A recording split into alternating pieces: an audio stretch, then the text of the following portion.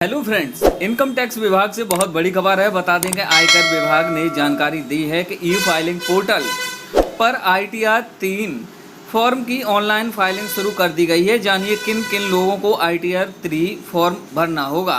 अगर आपको share trading या फिर प्रोफेशनल आय हुई है तो आपको इनकम टैक्स दाखिल करने के लिए ITR 3 का फॉर्म भरना होगा। दरअसल आयकर विभाग ने जानकारी दी है कि ई फाइलिंग पोर्टल पर ITR 3 फॉर्म की ऑनलाइन फाइलिंग शुरू कर दी गई है।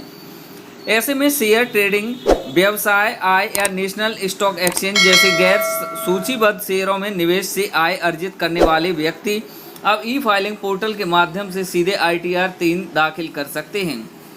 बता दें 30 जुलाई 2025 तक आयकर विभाग ने एक नोटिफिकेशन जारी कर बताया है कि आयकर रिटर्न फॉर्म ITR अब 3 ऑनलाइन मोड के माध्यम से दाखिल करने के लिए उपलब्ध हैं।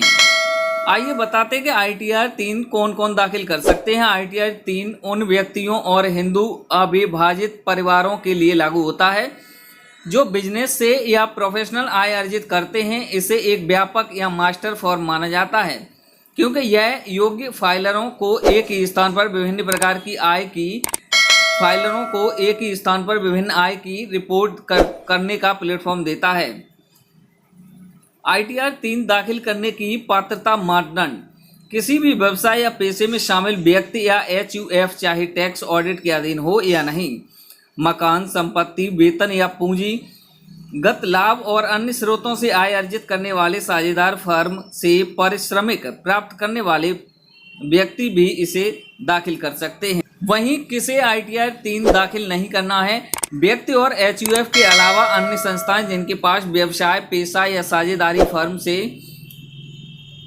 पारिश्रमिक से आय नहीं है, जो ITR 1, ITR 2, ITR 4 फॉर्म दाखिल करने के योग्य हैं। आयकर विभाग के अनुसार ITR 3 में कई महत्वपूर्ण अपडेट भी कर दिए गए हैं जिन्हें आप देख सकते हैं कि अब 23 जुलाई 2024 से पहले और बाद में किए गए लाभ को अलग अलग रिपोर्ट करना होगा, जो वित्त अधिनियम 2024 में किए गए संशोधनों के बाद है। शेयर बायबैक पर पूंजीगत नुकसान यानी 1 अक्टूबर 2024 के बाद बायबैक से संबंधित लाभांश आय को अन्य स्रोतों से आय के तहत घोषित करने पर पूंजीगत नुकसान का दावा किया जा सकता है। संपत्ति और देनदारी घोषणा की सीमा कुल आय 1 करोड़ रुपए से अधिक होने पर अनिवार्य संपत्ति और देनदारी घोषणा की सीमा बढ़ा दी गई है। सेक्शन 44 BBC क्रूज शिप व्यवसाय से आय की रिपोर्टिंग के लिए प्रिजम्पटिव टैक्सेशन के तहत शामिल किया गया है। कटौती की बढ़ी हुई रिपोर्टिंग सेक्शन 80C और 10(13)A जैसी कटौतियों के लिए बढ़ी हुई रिपोर्टिंग आवश्यकताएं हैं। शेड्यूल TDS में TDS सेक्शन कोड की रिपोर्टिंग की नई आवश्यकता है। इससे जुड़ी किसी प्रकार की आपका कोई सवाल है, राय है, कमेंट बॉक्स में दर्ज अवश्य करें। ऐसी लेटेस्ट खबरों के लिए बने रहें मिस्टर कुंदा यूट्यूब चैनल के साथ, सब्सक्राइब अवश्य करें। Thanks for watching this video.